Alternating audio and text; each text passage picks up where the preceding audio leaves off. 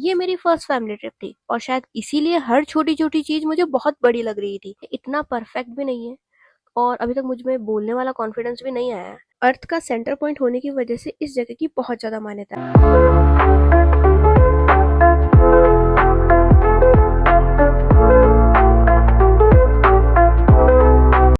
नमस्कार दोस्तों, आज का दिन मेरे लिए बहुत ही स्पेशल होने वाला है क्योंकि ये मेरी फर्स्ट फैमिली ट्रिप है और वो भी महाकाल के लिए।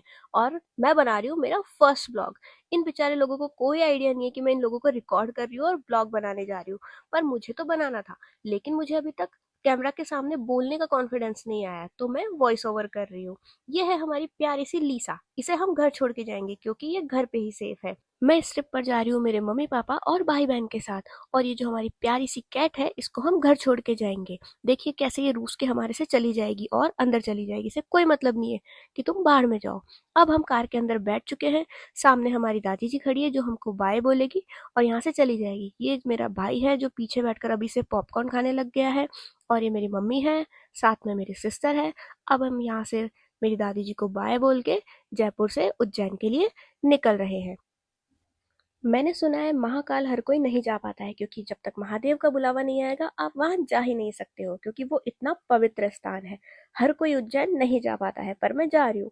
मैंने ये ट्रिप स्टार्टिंग में ही मैनिफेस्ट की थी। ये मेरी 2026 की फर्स्ट ट्रिप है और ये मैनिफेस्ट हो भी गई। मुझे इसका बिलीव नहीं हो रहा था।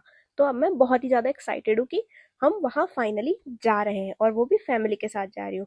यहाँ हम रुके हैं सीएनजी लेने। हम बार बार रुकते रुकते गए थे क्योंकि हमको बार बार सीएनजी लेनी पड़ रही थी। अभी शाम के 5 बज चुके हैं। हमारी जर्नी बहुत ही लंबी थी क्योंकि जयपुर से एमपी हमारा लगभग 500 किलोमीटर का डिस्टेंस था। और रास्ते में हमने जो व्यूज देखे वो बहुत ही सुकून वाले थे। इतनी सारी ग्रीनरी थी, इतने सारे माउंटेन्स देखे, इतने सारे प्यारे प्यारे व्यूज देखे जो बहुत ही सुकून वाले थे, जो देखकर मेरा मन खुश हो गया।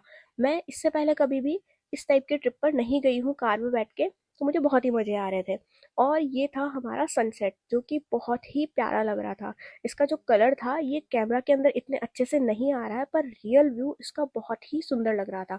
फिर हमने देखी ये टनल, जो कि ज़्यादा लंबी तो थी नहीं, पर शायद 1 किलोमीटर लंबी होगी। वो भी सही थी, ठीक ठाक थी। मतलब टनल के बारे में तो मैं क्या ही कहूँ।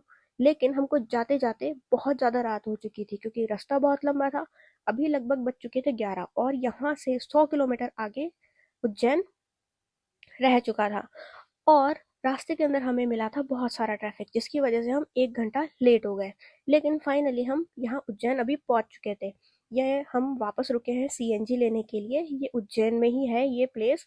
और यहाँ पर हम 12 बजे रुके हुए हैं। अभी बहुत ज़्यादा ठंड हो चुकी थी क्योंकि हम गए थे फेब में। सीएनजी लेने के बाद हम ढूंढ रहे थे कोई रेस्टोरेंट खाना खाने के लिए क्योंकि अब बज चुके थे 12:30 और हमने किसी ने भी खाना अभी तक नहीं खाया था। मोस्ट ऑफ द रेस्टोरेंट्स के पास खाना खत्म हो चुका था। तो हमको थोड़ी सी मशक्कत करनी पड़ी ढूंढने के लिए। और हमें पार्किंग भी चाहिए थी। तो किसी ने हमको बताया कि पीछे की तरफ महाकाल की पार्किंग है बहुत बड़ी। ये हम पार्किंग में आ गए हैं जहाँ से ये पार्किंग के पीछे का व्यू है, जो कि महाकाल का पूरा कॉरिडोर दिख रहा है मुझे, जो कि बहुत ही सुंदर लग रहा था वहां से। अभी हम पार्किंग के अंदर हमारी कार रख के यहाँ से जा रहे हैं किसी रेस्टोरेंट को ढूंढने के लिए। और हम अभी तक बहुत ज़्यादा थक चुके थे लेकिन हमें जाना तो था ही। तो फिर हमें फाइनली ये एक रेस्टोरेंट मिला जो कि ओपन था। और यहाँ पर कुछ आंटियाँ खाना बना रही थी और उन्होंने हमको लाके दिए आलू के पराठे, वो भी गर्मा गर्म हैंड टू हैंड बना के। सबसे पहले मेरे भाई ने लिए क्योंकि उसको बहुत तेज भूख लग रही थी। और फिर धीरे धीरे करके हम सभी ने खाना खा लिया। फाइनली सुबह हो चुकी है और मैं चाय पी रही हूँ। यहाँ पे मम्मी पापा मेरे भाई बहन सब रेडी हो रहे हैं। हम रूम में हैं, हमने वहाँ पे जाके एक रूम लिया था। मैं सबसे ज़्यादा एक्साइटेड थी इसलिए मैं 5 बजे उठकर नहा ली थी, बाकी ये सब लेट कर रहे थे। और फिर मैंने यहाँ पे पी चाय और फिर यहाँ से हम निकल गए ई रिक्शा के अंदर शिप्रा घाट के लिए। शिप्रा घाट बहुत ही पवित्र स्थान है, वहां पर जाते ही आपको एक अलग ही शांति मिलेगी। शिप्रा को मोक्षदायिनी बोला जाता है क्योंकि यहाँ पे जो भी आता है उसे मोक्ष मिलता है। और शिप्रा नदी को वरदान है कि ये अपने अंदर विलीन करके लोगों को मोक्ष दिलाती है, जो कि हमें ऐसा वहां के किसी पंडित जी ने बताया था। फिर हम पहुंच गए अंगकारेश्वर महादेव जी के मंदिर, जो कि बहुत ही ज्यादा पवित्र स्थान है क्योंकि ये पृथ्वी का केंद्र बिंदु माना जाता है, जो कि कर्क रेखा पर स्थित है। कर्क रेखा मतलब ट्रॉपिक ऑफ कैंसर। अर्थ का सेंटर पॉइंट होने की वजह से इस जगह की बहुत ज्यादा मान्यता है और यहाँ पर बहुत सारी पूजा भी होती रहती है। फिर हमने यहाँ पे ब्रेकफास्ट किया और यहाँ से हम निकल गए मंगलनाथ के मंदिर। मंगलनाथ का मंदिर भी बहुत ही महत्वपूर्ण है क्योंकि पौराणिक कथाओं के अनुसार ये मंगल ग्रह का जन्म स्थान माना जाता है। ऐसा माना जाता है कि शिव जी ने अंधकासुर नाम के एक राक्षस से युद्ध किया था और उस टाइम पे उनकी जो पसीने की बूंद गिरी थी उससे एक शिवलिंग प्रकट हुआ था। तब से ये मंदिर यहाँ पर बना हुआ है, तो इसलिए ये बहुत ही ज्यादा इम्पोर्टेंट जगह है। और प्राचीन समय पे खगोलीय अध्ययन के लिए भी मंगल ग्रह को देखने के लिए ये बहुत ही इम्पोर्टेंट प्लेस था।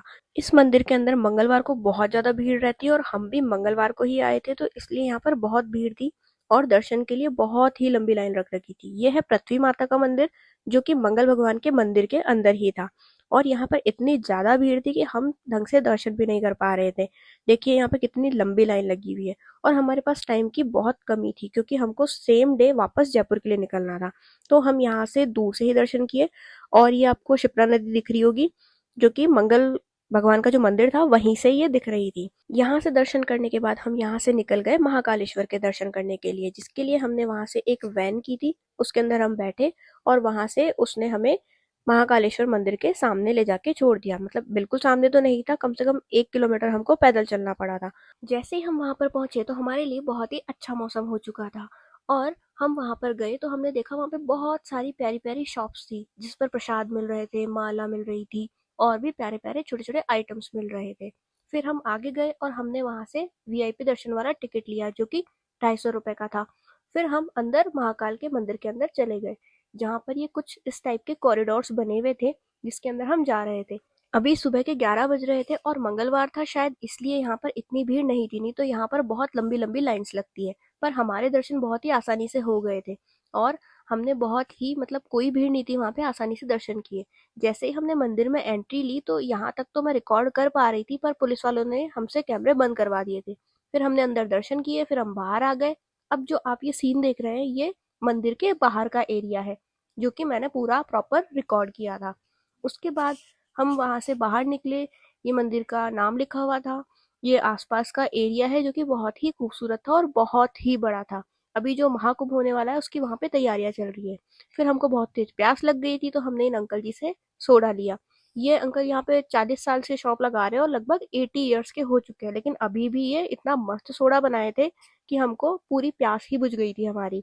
दर्शन करने के बाद हमने खाना खाया, फिर हम पार्किंग में गए, यहाँ से हमने हमारी गाड़ी ली और हम जयपुर के लिए रवाना कर गए।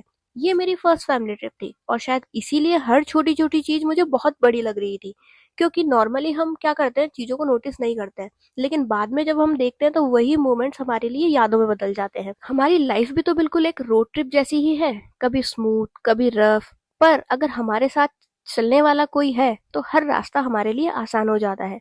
मंगलनाथ मंदिर जाकर एक बात बहुत क्लियर हो गई थी कि हम साइंस और लॉजिक की बात कितनी भी कर लें, पर भारत की धरती सिर्फ जमीन नहीं है, ये एक एनर्जी से भरी हुई है जहाँ पर हर जगह कुछ नया सीखने के लिए मिलता है। इस ट्रिप ने मुझे ये भी सिखाया कि अक्सर हम कहते हैं कि हमें कभी टाइम नहीं मिलता है, पर सच ये है कि हम कभी उसको प्रायोरिटी ही नहीं देते हैं। मैं काफी टाइम से व्लॉगिंग करने की सोच रही थी, पर सोचते सोचते सोचते मैंने इतना टाइम निकाल दिया कि फाइनली अब मुझे लगा कि इस बार तो मुझे रिकॉर्ड करना ही है। ये इतना परफेक्ट भी नहीं है और अभी तक मुझ में बोलने वाला कॉन्फिडेंस भी नहीं आया है, पर मुझे पता है कि ठीक है, धीरे धीरे आ जाएगा, टाइम के साथ चीजें इम्प्रूव हो जाती है।